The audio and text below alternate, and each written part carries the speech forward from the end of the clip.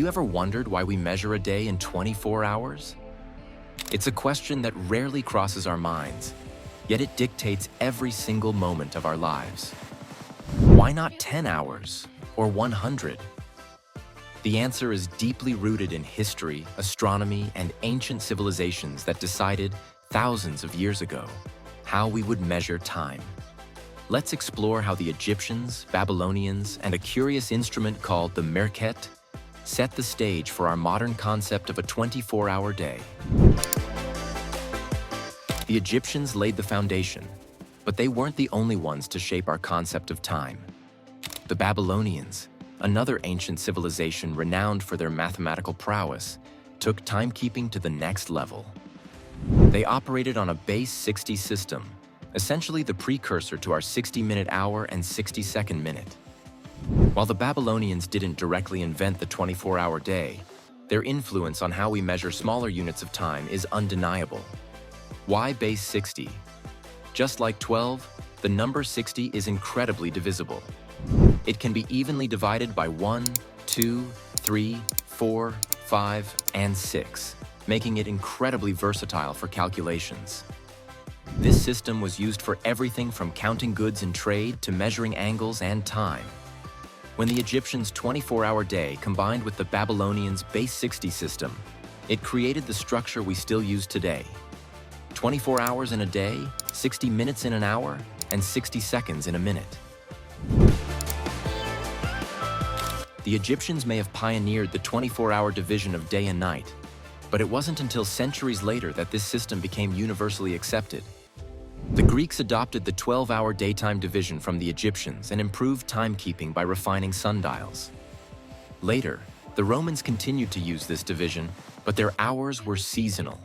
They weren't fixed in length. Summer hours were longer and winter hours were shorter. It was all based on the changing length of daylight. It wasn't until the Middle Ages that the concept of equal-length hours was introduced. Monasteries needed a consistent way to mark prayer times, and mechanical clocks became widespread, standardizing the 24-hour system we use today.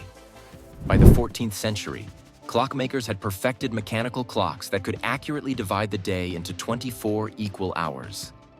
This spread across Europe and eventually the world, cementing the 24-hour day as the global standard. At this point, you might be wondering why we didn't switch to something more modern or logical, like a decimal-based system.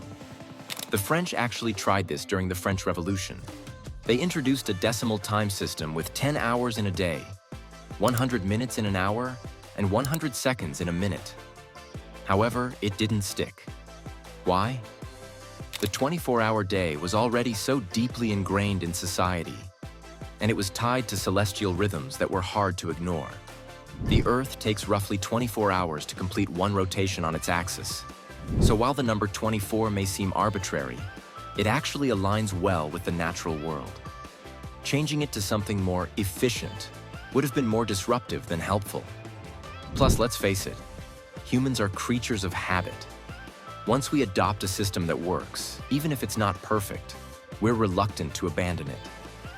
The 24-hour day isn't just a relic of ancient civilizations. It still serves a practical purpose today. Our bodies are naturally wired to follow a roughly 24-hour cycle, known as the circadian rhythm.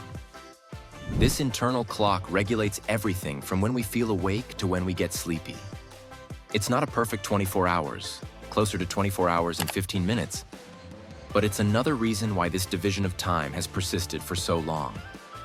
It mirrors the natural rhythm of life on Earth. It's fascinating to think that the same system used by ancient stargazers thousands of years ago is still governing our lives today. In a world where so much has changed, the 24-hour day remains one of the few constants that connect us to the past. So, next time you glance at the clock, remember, you're following a tradition that's as old as the stars.